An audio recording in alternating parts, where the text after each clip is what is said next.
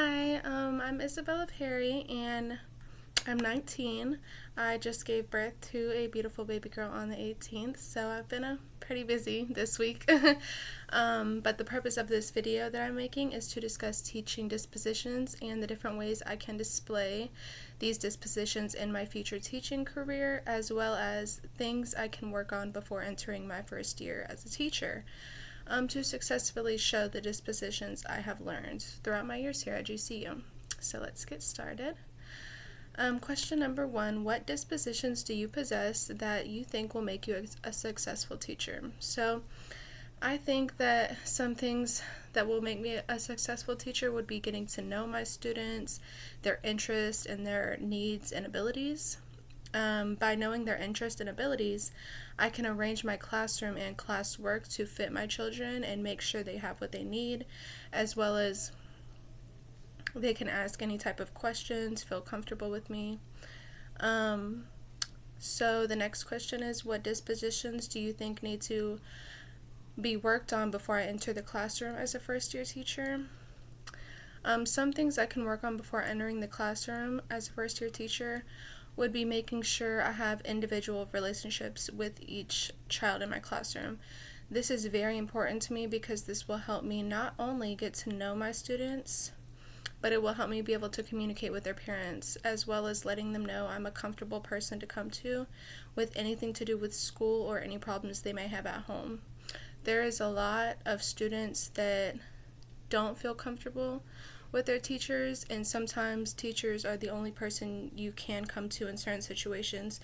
A lot of kids have trouble at home or trouble with kids at school, and I feel like it's a great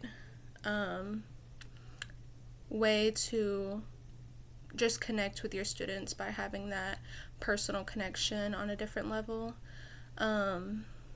So some qualities that professional educators should display, I think, would be acceptance and understanding of their students, accepting anybody no matter their disabilities or race or ethical background.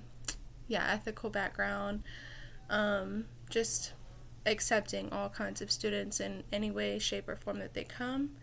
Exhibiting dedication towards my students. So I want to be able to give a full week's worth of classwork that I know that they can handle, and really work with my students, do hands-on learning, showing responsibility and integrity. So this can go with my students and also with other teachers.